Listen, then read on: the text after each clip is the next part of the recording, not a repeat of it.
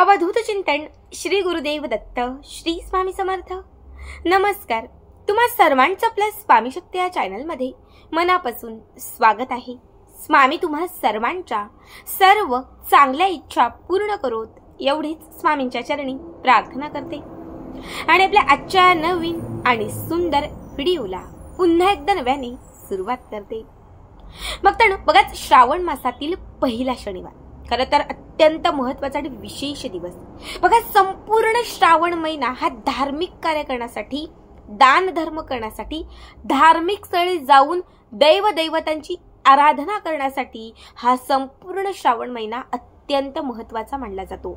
आणि या महिन्यात असणारा सोमवार, श्रावणी सोमवार आणि श्रावणी शनिवार हे दोनही वार विशेष महत्त्वाचे मानले जातात।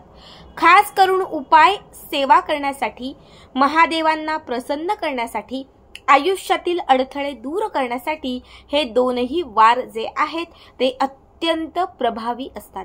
आज श्रावणातील पहिला शनिवार। आजच्या व्हिडिओमध्ये मी तुम्हाला या श्रावणातील पहिल्याच शनिवारी करावायचा एक अत्यंत प्रभावी उपाय सांगणार आहे।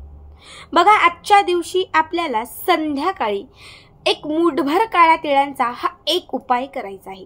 या उपायाने तुमच्या आयुष्यात असणारे अडथळे दूर होतील। तुमच्या घराला किंवा घरातील कुठल्याही सदस्याला कुणाची नजर लागलेली असेल, काही बाधा त्रास देत असेल, काही वाईट शक्ती वास करत असेल, ह्या सगळ्या वाईट शक्तींचा नाश होईल, बाधा संपेल, इडापिडा संपेल आणि तुमच्या घरातील प्रत्येक सदस्याला भरभरून यश मिळेल। बघा, बऱ्याच वेळा आपल्या कुंडलीमध्ये शनी दोष असतो, बऱ्याच वेळा आपल्या कुंडलीमध्ये शनीची 7.5 चालू असते आणि जेव्हा शनीचा त्रास किंवा शनीची 7.5, शनीची अवकृपा आपल्यावरती होते तेव्हा प्रत्येक कामात आपल्याला अडथळा यायला सुरुवात होते। मग आपण ब्राह्मणांकडे जातो, ज्योतिषांकडे जातो, त्यांना आपली पत्रिका दाखवतो, मग ते आपल्याला पूजा करायला सांगतात, बऱ्याच गोष्टी करायला सांगतात। खरं तर प्रत्येक व्यक्ती या गोष्टी अफोर्डेबल, म्हणजे प्रत्येक व्यक्तीला या गोष्टी अफोर्डेबल नसतात। अगदी मी स्वतः सुद्धा या गोष्टी करत नाही किंवा करू शकत नाही। मग आपण जर वेळोवेळी काही विशेष उपाय केले, वेळोवेळी जर आपण काही विशेष सेवा केल्या तर आपल्या कुंडलीतील शनीचा त्रास हा कमी होतो आणि शनिवारच्या दिवशी केलेल्या उपायांनी शनिग्रह मजबूत होतो, शनीचा त्रास कमी होतो, शनीची 7.5 कमी होते, शनीचा जो वाईट प्रभाव चालू असतो तो कुठेतरी संपून जातो।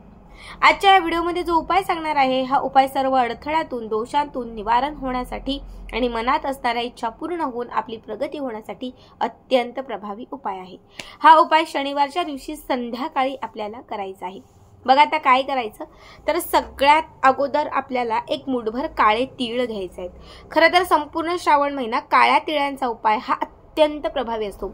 आम्ही स्वतः संपूर्ण श्रावण महिना महादेवांच्या पिंडीवरती अभिषेक घालायला जातो आणि तुम्हाला सांगतो की प्रत्येक महिन्यातील जो म्हणजे प्रत्येक दिवस आहे, संपूर्ण महिना, फक्त शनिवार आणि सोमवार नाही तर संपूर्ण महिनाभर एक मूठभर तीळ आम्ही महादेवांच्या पिंडीवरती, काळे तीळ महादेवांच्या पिंडीवरती दररोज संपूर्ण श्रावण महिना अर्पण करतो। याने आपल्या आयुष्यात जे अडथळे आहेत ना ते कमी होतात आणि कितीही मोठे दोष लागलेले असतील तर ते कुठेतरी संपत जातात। तर आपल्याला शनिवारच्या दिवशी हेच मूठभर काळे तीळ घ्यायचे आहेत आणि एक लोटाभर पाणी घ्यायचे, म्हणजे एक तांब्याभर किंवा एक ग्लासभर पाणी घ्यायचं आहे। या पाण्यामध्ये तुम्हाला हे मूठभर तीळ घालायचे आहेत आणि त्याच्यासोबत एक शुद्ध तेलाचा दिवा, तेल जे आहे ते शक्यतो राईचं तेल घ्या किंवा काळ्या तिळांचं तेल घ्या, नसेल तर साधं तेल दिव्यामध्ये घाला, मातीचीच पंटी घ्या, एक वात घाला, त्याच्यामध्ये घरामध्ये जे यूज करतो तेच तेल घाला आणि त्याच्यासोबत एक चिमूटभर काळ्या तीळ घाला। जर तुम्ही काळे तीळ त्या तेलात घातले तर तेही काळ्या तिळांचंच तेल होईल, म्हणजे काळ्या तिळाचाच तो दिवा प्रज्वलित होईल। आता हा दिवा आणि काळ्या तिळांचं घेतलेलं हे तीर्थ हे घेऊन कुठल्याही पिंपळाच्या झाडाजवळ जायचं आहे। आजूबाजूला शेजारी पाजारी कुठेही पिंपळाचा वृक्ष असेल तर तिथे तुम्हाला जायचं आहे। सगळ्यात पहिले तिथे गेल्यानंतर तिथली थोडीशी जागा स्वच्छ करून घ्यायची आणि त्या जागेवरती पिंपळाचं एक पान ठेवायचं। खाली पडलेलं जर पान असेल तर आवर्जून ते पान घ्या, नसेल तर मग एक पान तोडा आणि ते पान तिथे जमिनीवरती स्वच्छ केलेल्या जागेत ठेवून द्या। त्याच्यानंतर जो आपण दिवा घेतलेला आहे हा दिवा तुम्हाला त्या पिंपळाच्या पानावरती ठेवून द्यायचा आहे, दिवा प्रज्वलित करायचा आहे। त्यानंतर आपण जे पाणी म्हणजे जे तीर्थ घेतलेलं आहे, ज्यामध्ये आपण मूठभर काळे तीळ आणि पाणी घातलेलं आहे, यावरती सगळ्यात अगोदर उजवा हात ठेवायचा आणि 108 वेळा जो मंत्र सांगते तो म्हणायचा। तिथे बसण्यासाठी एक आसन पण घेऊन गेला तरी चालेल, तिथे आसनावरती बसा आपल्या उजवा हात त्या तांब्यावरती ठेवा. ओम शनीश्वराय नमः. ओम शनीश्वराय नमः. ओम शनीश्वराय नमः. ओम शनीश्वराय नमः.